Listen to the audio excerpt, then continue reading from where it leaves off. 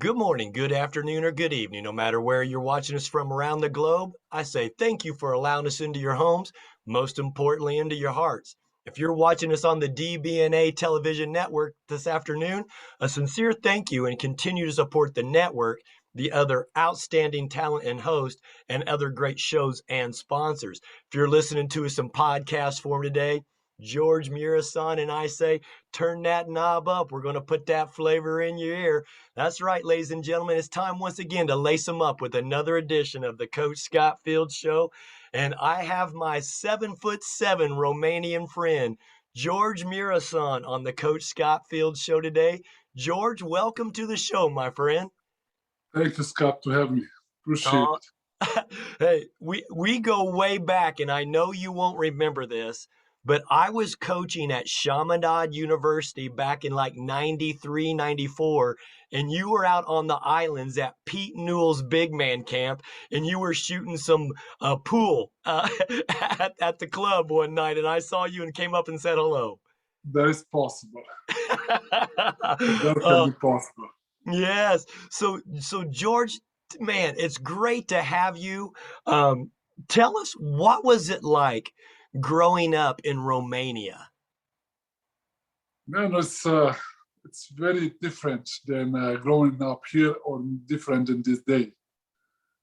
Uh, it's hard to explain because it's hard to believe. If you look right now, the news, what's going on in North Korea, Romania was kind of similar. All right, Right. so I was lucky because I was playing basketball and I can do my focus and in the basketball court. Right. And Romania at that time was under the communist. Was like a social communist. Everybody have to have the same salary. Everybody have to have the same rules. Basketball was very, very small sport in Romania. People, maybe 1% of people know about basketball. 0.5% maybe know the rules of basketball, maybe even less. Everybody was still watching soccer and soccer and soccer. Right. So Right. when we have 2,000-3,000 people at the game, was so happy. Right. My son actually just returned from Romania. He played in the Romanian Basketball Federation this season. He was with Targu Ju and had a fun season over there. And he loved the country of Romania. He thought the country was beautiful. The city was great. When COVID restrictions were being lifted, the fans were coming and supporting. A lot of the kids were enjoying basketball, but a You lot know of that what? a lot of In that is this day, because of you. Romania become a very, very Democrat. After the revolution in '98, Romania changed a lot. Right now, Târgu Jiu, they start to have a good team, and that's maybe less than 10 years. Yes. Yes. Oh, So basketball right now in Romania, basketball is second sport in Romania right now, this day. Right now, I see games with 10,000 people in the gym, some of the games. So yes, right now basketball is completely changed. After '92, after the Olympics, when during one was in Barcelona, they changed a lot basketball in Europe. yeah. In Romania was the basketball start become more popular, and right now it's very high popular. George, do you feel that because of your success, of course, winning a French championship, coming over to the NBA, being the 30th draft pick in the second round, with the then Washinton Bullets, do you think that kind of helped put basketball on the map in Romania? Yeah, that helped a lot. Yes. Yeah, that's Yeah, you have because to feel good in your heart about that. yes, I feel very well. Thank you. I try to hide it, but yes, I feel very Oh, well. Well, Yeah, you're a very humble man, but thank you. I know you spend a lot of time. You have a basketball academy over there. I was fortunate. I got to coach another guy who was involved with the Romanian Basketball League because I spent 15 years coaching in Europe. But Virgil Stanescu was also a popular person within the federation. And then you get to think of, just big names that have also come over and had success, throughout the globe from Romanian basketball.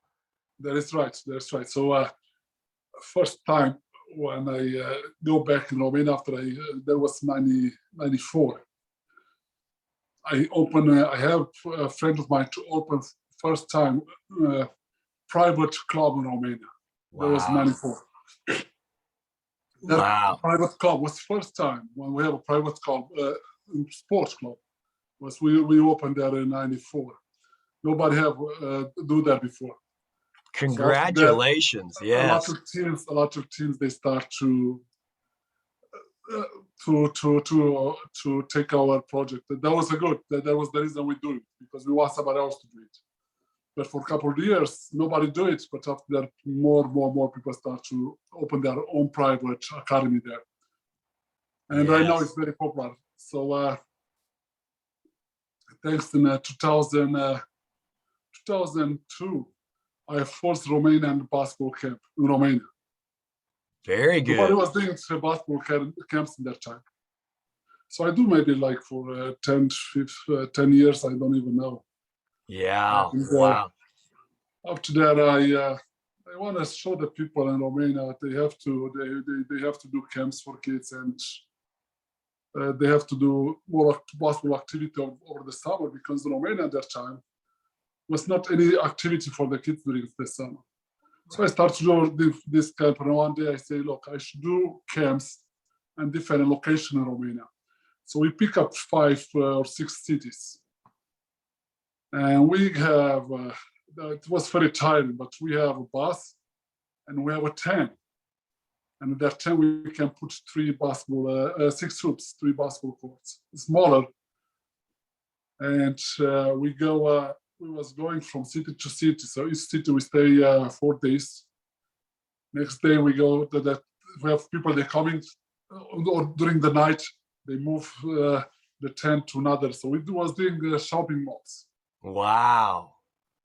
So I do That, that for like 3 or 4 years. That was so tiring. After that, oh, I give it up. that's a lot of work, George, to have to move the tents, move the courts. And But we have a yes, we have a bus for the coaches. It was pretty cool. It was very nice, but we have a lot of kids in that time. They start to play basketball. We was working just with the beginner because I want to get just the younger of the younger kids. oh, it's such a great And we thing have for the 2 groups, development. one in the morning, one afternoon. Like this, we can get more kids involved. And we was very successful. Wow. And think about some of those kids whose lives that you're impacted and now have got to grown up with the basketball in their hands and have become good players because you took the time and the effort to travel the country to introduce them to the game and show them how important it was to be good at the skills and master the skills. Yeah, that is true. We was a lot of kids. They start playing basketball because we was there, and they start to love parents, and we was fun for us. It was fun. It was great. I have a great time.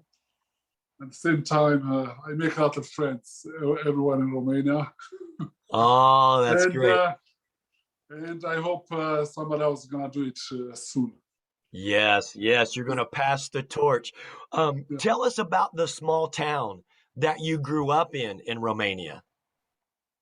It was a farming town. Was not a was not a big deal at that time. Uh, it's nothing what I can tell about it. It's like any town. Yeah. But I live that town. I lived when I was 15, and I moved to Cluj when I started playing basketball. What And was that a shock to you to have to relocate? for the game because, of course, you were growing taller and they saw the special skills and your size? I tell you the truth, I don't know it was a shock for me. It was more a challenge than a shock. Okay. So I think it was a big challenge because I have to start something I don't know. Yeah. Remember, before I go into basketball gym, I never touched a basketball ball. And I Wow. never see a basketball game in the TV in my life before. Yeah. So everything was brand new to you then. Yes, because in Romania, you never saw basketball game on TV in that time. They show the only soccer games on TV. And look, another things that we have just 1 or 2 TV programs, and there was like 4 hours a day. Oh, wow. So not a lot of exposure. You didn't get to see it or watch it to say, hey, I want to do this. No. So first time I watched the All-Star game. Thanks, the All-Star game was 96. Wow. What did you think when you saw that game? So I remember Isaiah Thomas playing that game. They was playing Isaiah 2 games. Isaiah Thomas, he played with his torn ankle in that game. And he scored like 30-some points. And I was very impressed I was very impressed with Isaac. I was very impressed with Kareem Abdul-Jabbar. He was in that game. Was Wow. extremely impressed. Wow. George, that's fascinating to think that you never got to see the game or watch the game. And then finally you get wait to a see. second. In that game, I see somewhere in the summer or somewhere in the fall. It was not live. It was a tape. I see a tape somewhere late in the summer or late in the fall. I see that game. Right. Wow. Wow. That's fascinating. What was it like coming from Romania, coming to Washington, D.C. to be with the Bullets, your first time in America?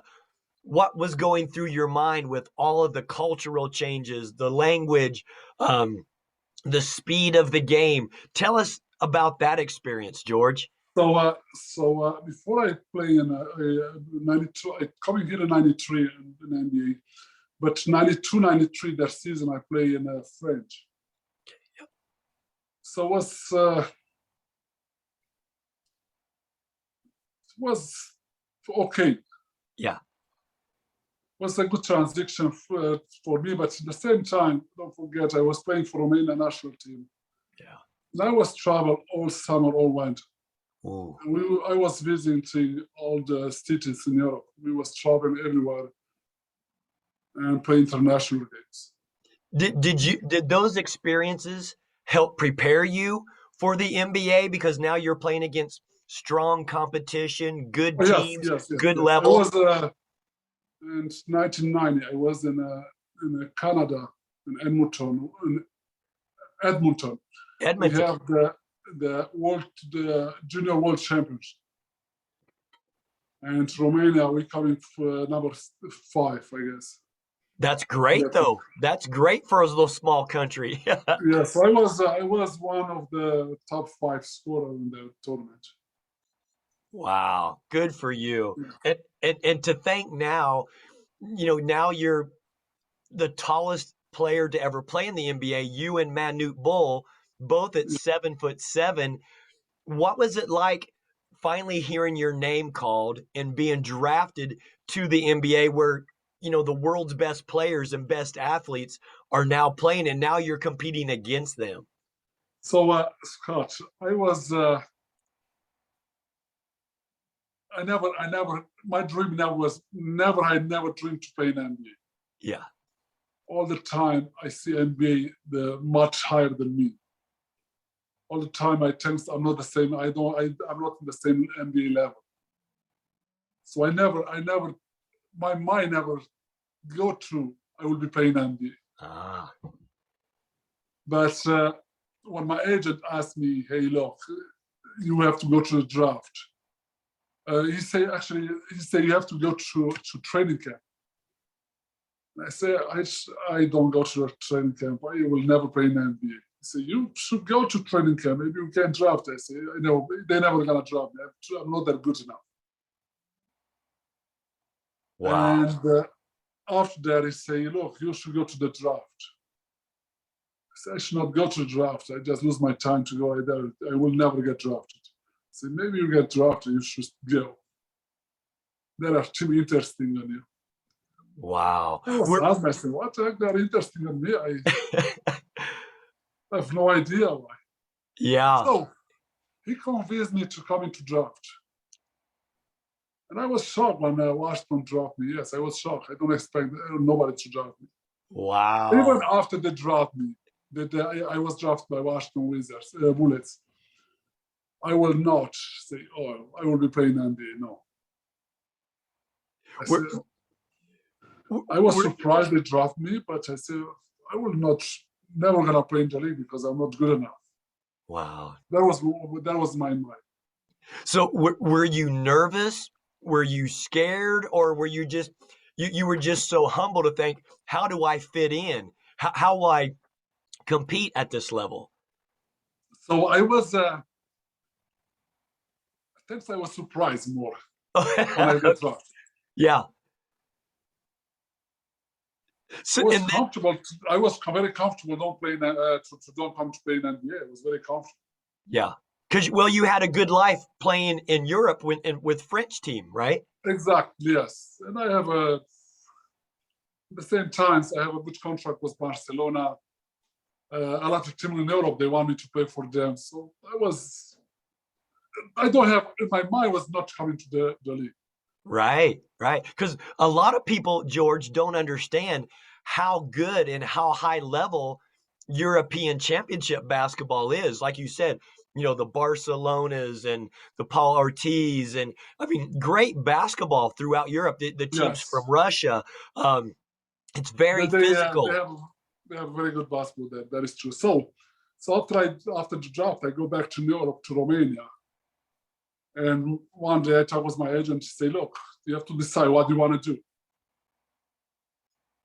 And Kenny Grant, he was very nice. He started to explain me all the kind of everything. He started to explain me what is NBA, why is better NBA than Europe.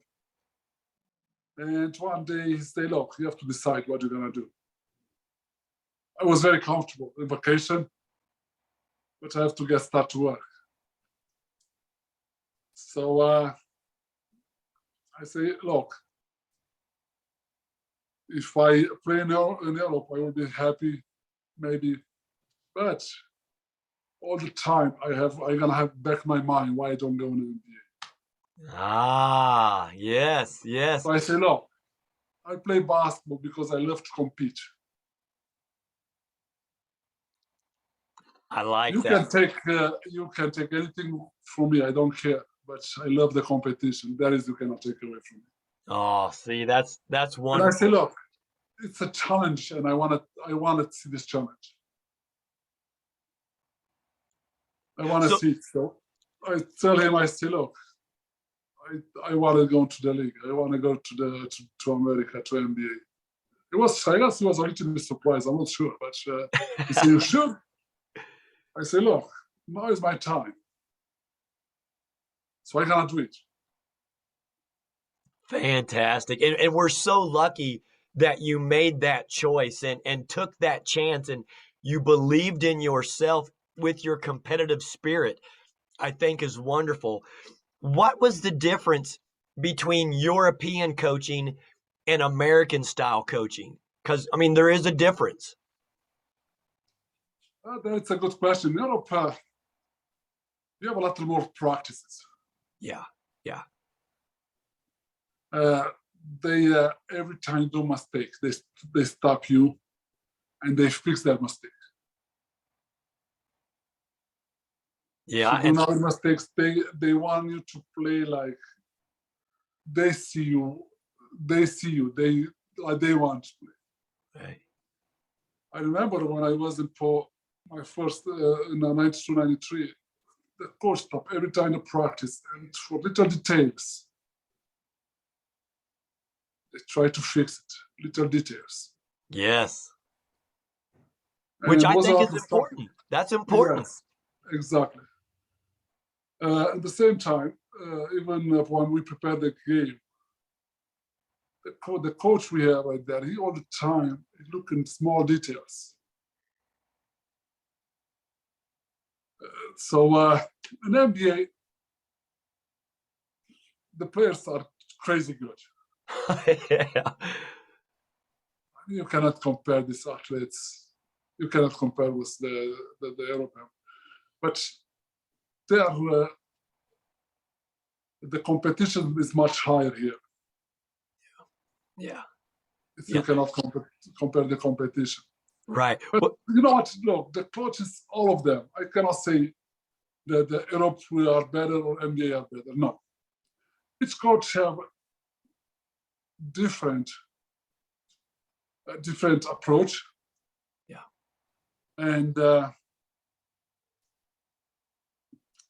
it's easy when you work with good players. Yeah. True. It's easier. Yes. Yeah, in Europe we have the squad, the younger players in the team. Yeah. And the coaches, they have to all the time have to explain them more and spend more time with them. Here in the NBA, you have the best players you can have. Well, It's easy. right. Because I've been blessed, George, that I've coached in the NBA, but I've also had 15 years coaching with FIBA clubs. And you're talking about the club system where where they develop the players. I really believe that the European players are very skilled and very fundamental and very cerebral with team basketball. And in the USA, we just have speed, quickness, and athleticism, which is a different style of basketball. And so, how was that transition for you going from being a team player in Europe to transition with the speed and the athleticism? Was Yeah, it just in that time there was 30 seconds the offense in Europe. In NBA was 24 seconds. yeah, The game became much speedier when I come here. It was not easy, but most important to adjust. yeah. So I try to adjust to much faster game when I come here. Right. Who when you finally played with the Bullets in '93 when you were drafted, you had Coach Wes Unseld, who was your head coach. But Yes, who was you excited to compete against? Who were the players where you're like, that player's good. I can't wait to compete against him. I was waiting for every night when I play against all-star players. Shaq, Alonzo Mourning, Patrick, Hakeem Olajuwon, David Robinson, Rick Smith from Indiana. Yeah. These players, they drive me crazy. I love playing against them because I love the competition. It's nothing better than competition. Oh, I If love to hear that. if if I go to Houston to Hakeem Olajuwon, or if I go to New York, man, this got me excited. I'm You, serious. so were you one of those players that you were so excited that you couldn't sleep well the night before? In the beginning, yeah, but after that, I got used to. Yeah. Say, But before the game, I get very hyper. oh, yes, yes. When the lights come on and you're warming up and you're Yeah. in the arena. Yes. What was your favorite arena to play in with the great crowds and playing against the great players? Man, each arena was different. Ah, Each one was there. I cannot say there was the best one. No. Each one was so different. yeah. Different crowds, different style. Yep. Yeah. I grew up in Indiana. So when I was growing up, I watched the Indiana Pacers, and you mentioned Rick Smits a minute ago, who was another European player who was a face-up kind of four kind of player and didn't really play with his Yes. back to the basket a lot. But now I live in Salt Lake City out here with the Utah Jazz, where I spent 2 years with Hall of Fame coach Jerry Sloan. Do you remember coming out and playing at Utah and the difference in elevation? Because I, was it different for you to play against the Utah Jazz? You know what was the hardest one was Denver Nuggets. Yes, yes, more elevation. It was more elevation, yes. Oh, wow. My first time, my first game in Denver. I don't know. I was on the court. I was on the bench. So it's hard to breathe with that thin air, It yeah? was so hard to breathe, and I don't know. I was dizzy all the game Oh, long. wow. So But elevation sickness. I was not prepared for the elevation. But after that game, I know all the time when I go to Denver, I have to do a lot of sprints before the game to get my body used to. When we have a practice, I do sprints in the practice. Yeah, that's very smart, George. Very Yes. smart. Very smart. Yeah, But my first game was catching me very bad. So Utah and Jerry Slow was one of my favorite coaches too. I love him. oh, yes, hard nosed, tough. Tough, but very nice. But he no basketball. I like his game style. Yes, yes, yes. So against the Utah Jazz, you were probably playing against Mark Eaton, and then of course later Karl Malone. Michael Malone, yes.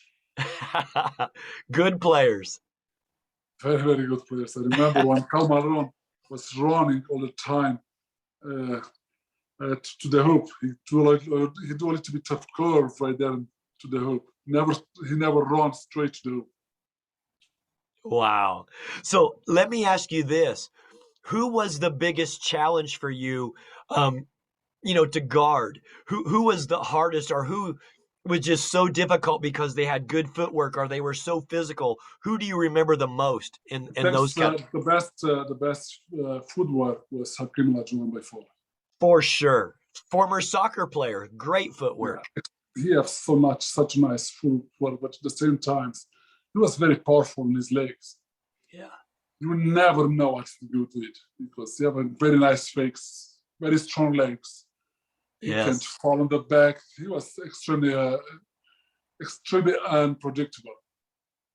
True. Very crafty. Shaq was extremely fast and strong.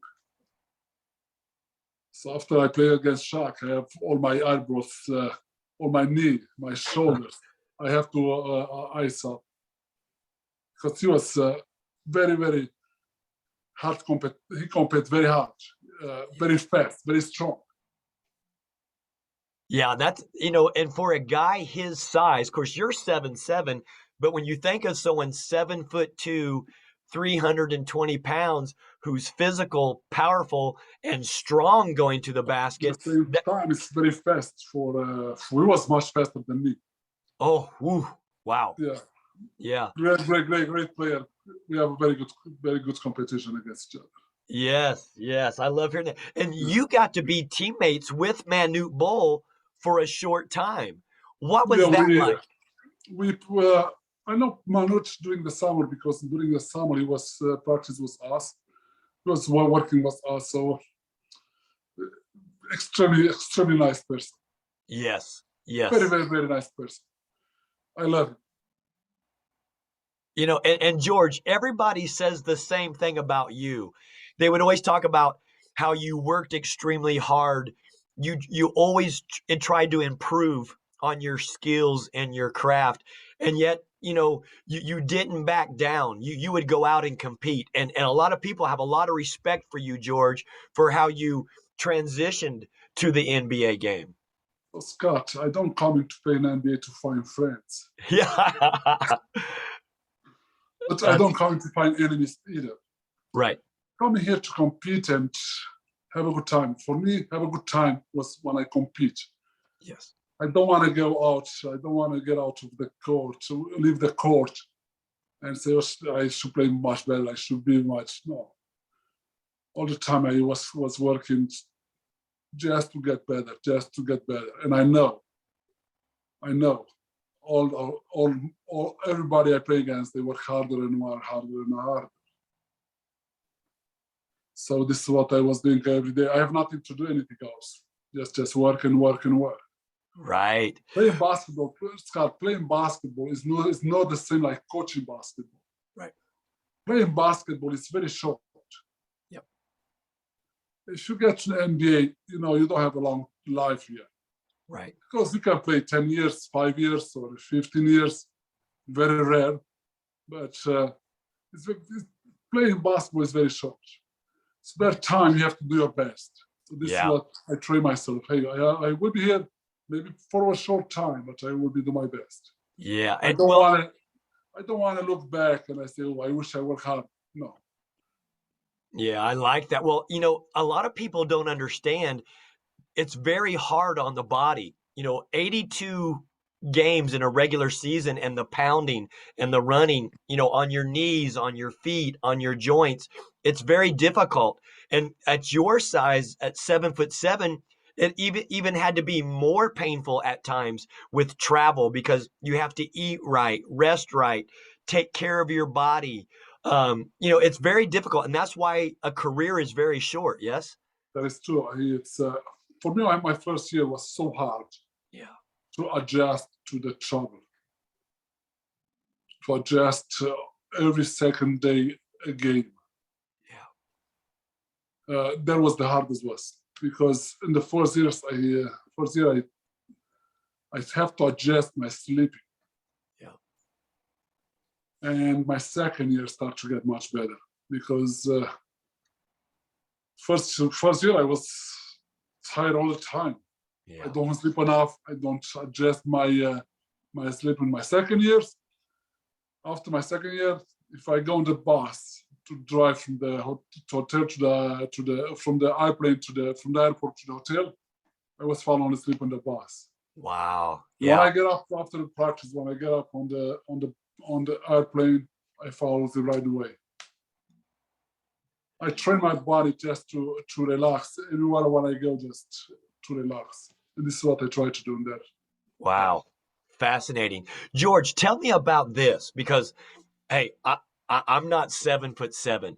Was it difficult to get comfortable on the airplanes? And how did they find beds big enough for you so you could rest comfortably and let your body relax? So how tall are you? I'm only 6'3". So for me, I can find a bed, no problem. I was 6'3" when I was maybe in the middle school. Right. So I forget how it is to be 6'3", and I know how it's 7'7". Yes. But for me to be me, it's very comfortable because I get used to and I get adjust easy. So I don't know how it's to be 6'3". Right, right. Great. So great. you know what? I do never complain. So I guess I adjust for everything. Yeah. This is what I believe. George, I think it's wonderful. You know, you had great years in the NBA, but yet you also had fun too because of your personality. And I think back, you know, you got to make a music video with Eminem with My Name Is. What was that experience like working with a rapper who's making a music video? So I tell you the truth. In that time, I never heard Eminem ever before. Never. Yeah. So when I go from the hotel to the studio, I forget his name. I say, what the heck is that guy name? Oh, wow. Was it a fun experience for you? It was okay, yeah. It was like a half-hour work. It was pretty okay. Yeah. Oh, that's funny. Well, and then you get to work with Billy Crystal on the movie My Giant. I There mean, was challenge. There was one of my great experience. Tell us about that. Work was Billy Crystal. Billy Crystal is phenomenal. It's unbelievable. But you know, a lot of people know him from the movies. Yeah. But when you meet him in the real life, it's such a different person. Right, right. It's what I learned from him. It's very extremely hard work. I never see in my life somebody to work so hard like him. I never see him tired. I work with him for 3 months every day. I never see him tired. I never see him in bad mood. every time you have so high energy. Yeah. Every time I was smiling. You have, I cannot explain in the morning when we meet in the makeup room right there, it was very spontaneous. Make so beautiful jokes. He was unbelievable. Oh, and you know, what a lot of people don't remember, I mean, he's a big basketball fan. So I'm sure he probably saw you at the NBA games and thought, we're going to write a movie and make it around you, and you're going to play this character. What was that like through that whole process to become Maximus in that character? In the beginning, I was a little bit afraid Yeah. in the beginning because I was afraid I cannot do it. I'm not an actor. Yeah. I never acted before. And I told Bill, I said, look, I have no idea to act. And I was concerned about that one. I don't go there and be a knockout. But the experience was unbelievable. Wow. Unbelievable. But I tell you, I was very lucky because I was working with Billy Crystal. He make everything to look so nice, so beautiful, so easy. Wow. Wow. See, that's And great stories. yeah, so I learned a lot from Billy. But the most what fascinated me all the time, he was happy. He's the best energy you can see, I the like that. nicest energy you can see. Yeah. Do you remember some of the funny jokes that he would tell, like while you were in makeup? And because I'm sure that took a lot of time to be in the chair and get ready to be on set. That it's a very long time ago right now.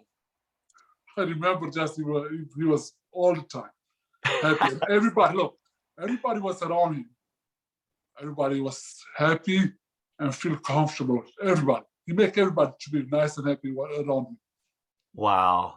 That's awesome. I'm glad you have those memories. And you know, there was another famous actor in that movie, Steven Seagal. How about your interactions with Steven Seagal? Yeah, we Because don't work that much. We work just for like a couple of days during the night. yeah, Me and him together, we don't work that much. yeah. We just work a little bit. A couple of days we was working in Vegas. Wow. So see my react maybe like 1 day or 2 days. Yep. That's it. Yeah. Well, and George, I mean, you and I were both fathers. You know, your wife Liliana, you've got your sons George and Victor, who are both basketball players. What was it like for you to watch your sons, you know, play basketball and then, you know, go to Georgetown University? Was it nervous for you to watch your sons, or tell me about those feelings and experiences? Man, it's all the time when my son shoot, I feel like I cannot breathe. you know, but at the same time, I don't want to put the pressure on him to play basketball. I asked him, look, if I play basketball, you don't have to play it. Yeah, yeah. Just have a good time. When you have a good time, that is the most important. In our house, the most important was with the school, the education. Yeah. And this is what I tell them all the time. Look, when you have a diploma, nobody can take that away from you. That's right. When you are smarter, because you get better education, that nobody can take away from you. You can judge, you can you can see the world. You don't have to play basketball to become somebody. That's right. Yep. Yeah, it's your character is more important. Exactly. You can become somebody just after you get a good education. Yeah, I like that, George. This what we was pushing our kids on education and to be good, to get a good education.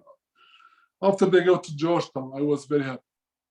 First of all, they was close by the house. Right. And second, I can see them every day. So I tell you, I'm blessed. I have the best kids in the world. I can tell family is very important to you. Hey, look, I left my family when I was 15.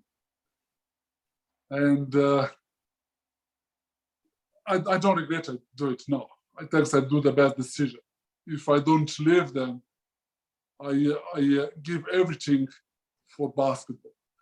I give up to my family. I give up my education. I give up everything. So I want to come here in this country. When I come here to this country, I was just me and my wife.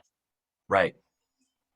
And it was hard. It was so hard because my phone bill was 3,000, maybe over 3,000 a month. Yeah. Yeah. Because back then in the 90s, you don't have the technology that you have today with Skype and WhatsApp. And I wish I had that time. Yes. So, yes. It had to be hard to be away from your family as you were traveling at the age of 14 to play basketball because, you went where there was opportunity because you were making money to provide for your family, correct?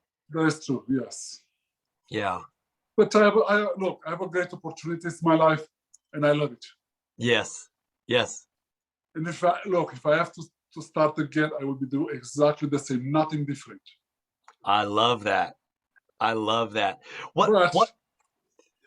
What are some things that you enjoy now that your basketball career is over? What are some of the hobbies that a lot of people don't know George Muresan would love this? George, I don't know what I can tell you. I love to be outside. Yeah. Yes. I love to be outside. If I was outside every day, I'll be the most happy person. George, you need to come here to Salt Lake City with me because we have the beautiful mountains and I like to go for hikes and go fishing and I like to be around the wildlife. This is what I like to. I like to be outside. I like to hike it. I like fishing. Yes. But when I don't catch fish, I get bored. That's not the problem I have. And I love animals. Yes, you and me both. I love animals. So now my hobby, it's a secret. Don't tell anybody. I have a couple of bee family. Oh. I take care of them every day. Oh, wow. I see them, I look at them, I spend time with them. And so I have, I just started it because the COVID, I was in the house all the time and I have nothing to do and I get tired of watching TV. Yeah. And I start to watch this honeybee shows on YouTube. And I buy a couple of families. I buy 2 families. And now I have 6 families right now. Wow. So maybe by the fall, I'm gonna have maybe 9 families by the fall. Wow. Wow. I do this just because I love them very much. Yes. So this is my hobby. Oh, George, I think that's wonderful. So now I have chance to be outside every day. Oh, that's beautiful. Yes. Do you think you enjoy that so much because where you grew up in Romania was agriculture and farm country, and that's what you did as a little boy, yeah? I don't know. All the time I want to be outside. Yeah. So when I was younger, I was outside every day. I never have a bees in my life. Never. I was very afraid of bees. Now I'm not. Do you collect the honey and do you like to eat the honey? Because it's so healthy, it's so good for you. I know, yes. So I don't know. Maybe this year I'm gonna collect some. I have no idea. You're learning, yeah. Yeah, it's a learning process. Yes. Oh, good for you. Good for you. Ladies and gentlemen, we're with George Muresan, phenomenal person, great character, love to compete. We're talking about his basketball journey. We're talking about his family, talking about his times in the NBA. Now we're talking about some of his hobbies. I saw some of your pictures, and I can tell you must enjoy fishing. So when Yes, when did you very much. first learn to fish? First time I think I fish here in Maryland, in Chesapeake Bay. Oh, okay. One friend of mine take me with the boat, and I have a so good time. I was amazed. We catch fish. I mean, all day long. And I say, wait a second, today's Saturday, tomorrow is Sunday.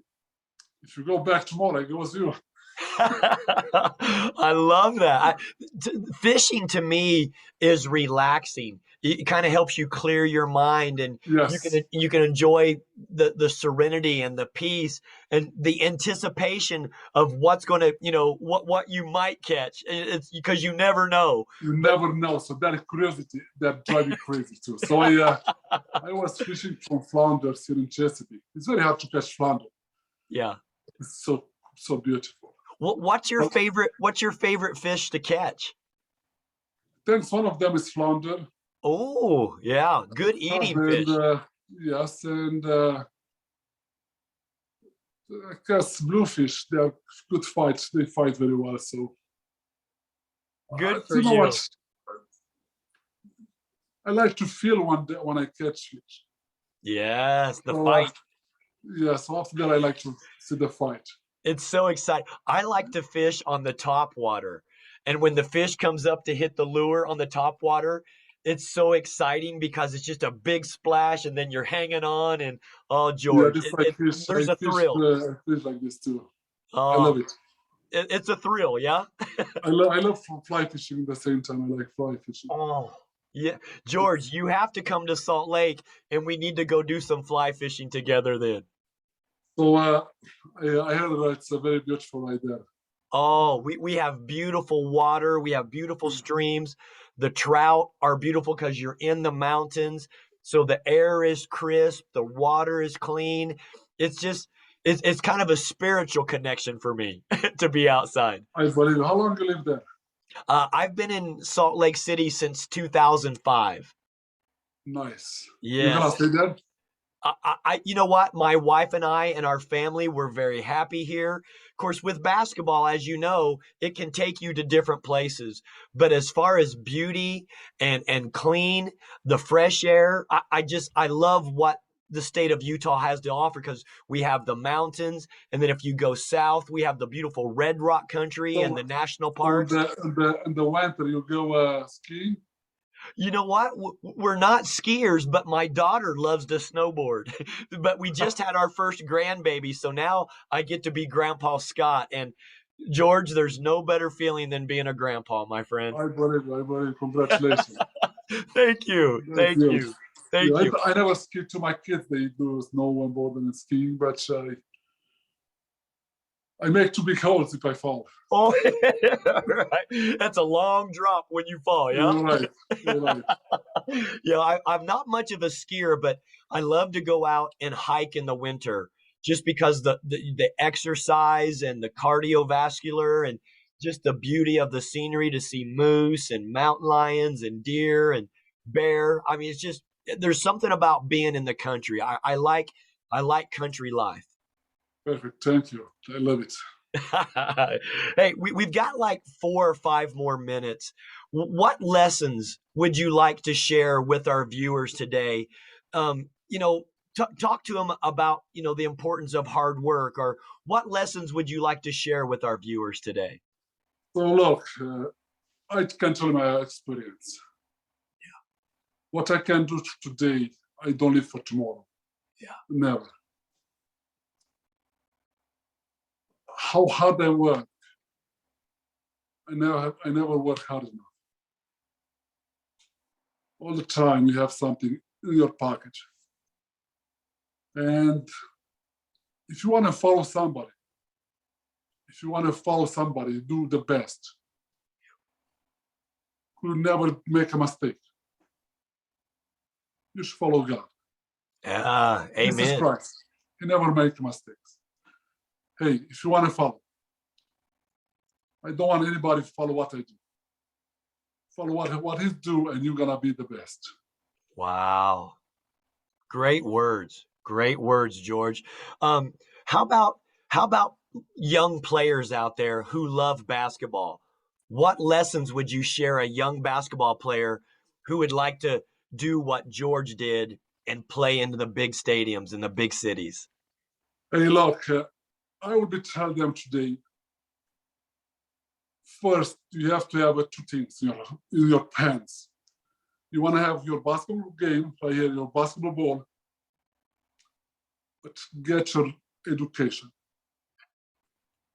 Because with education, you never go wrong. If you cannot do both of them, try harder, you can do it. Hey, I see. do not leave your education for basketball. Hey, try to do both, but when you have a dream, hey, that dream is coming just if you get up and work. Hey, more you work, better you're gonna get. True. You never work enough. Don't expect your parents to work for you because you're never gonna go anywhere.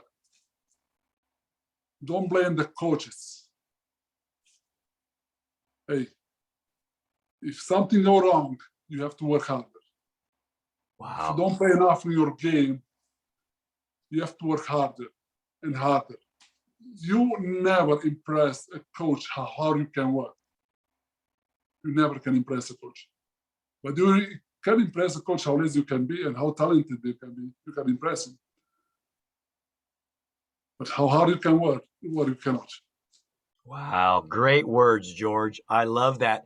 And when you watch today's NBA game, of course, the rules are different. And, the style of play is different where they open up the floor and there's more long range shooting. Do you enjoy that style of Hey, play? look, when I watch these players, I was watching another night, 2 nights ago, I watched Miami against Philadelphia. And I see this guy's hero. So when I watch this, he's come in my mind, and I see him make like two shots right away, very long distance. And when I see what he tell me how hard he work, how much time he put in their shoots, in their jump shot, how much how strict it was himself to have every time the same shot. Hey, he tell me how hard he work. These players right now, you see them in playoff right now, they're not there because they're lazy, no. They're there because every execution, and they execute their shot 1,000 times a day. And every shot, you want to execute the same over and over and over. They work hard. They are very disciplined and very hard work. Ooh, yeah. I'm glad you said discipline because it takes discipline, it takes focus, it takes hard work, and it takes that repetition thousands of times to do it perfectly to be able to compete like that. True? Scott, look, these days, every high school, so almost every high school have a shooting machine. Maybe some of them, they have a 2 shooting machine. And the players, they can shoot like that every day. But if you are not disciplined, if you are not focused, if you don't work hard, you lose your time. Yep. If you go there with discipline, focus, and you work hard, then you're gonna go to the next level. Ah, beautiful. George, I can't thank you enough for your time and your words and sharing your experiences and sharing your passions with our viewers today. It's been so great to reconnect with you and to see you again, my friend. And I just can't thank you enough for coming on to the show today and being a part of our show. Thank you, appreciate it. Thank you to have me, and I wish you luck, Scott. Oh, George, thank you too. It's very kind of you, and you've always had a wonderful heart and a wonderful spirit, and your high character And I think that needs to be recognized more in today's society. Oh, thank you. Well, George, God bless you. Continue to be safe. And hey, come out here to Utah. I've got a place for you to stay. Let's go do some fishing together, my friend. Yes, will do. I'm serious. I want to do Yeah, that with you. yeah. Oh, wonderful. Ladies and gentlemen, once Take again, care. you've been watching the Coach Scott Field Show, and my friend, George Muresan, took the time to share his stories with you, and I love his words of wisdom that he has shared. So, George, God bless you. Thank you for being on the show, and stay tuned for another exciting episode coming at you real soon. God bless you. Thank you.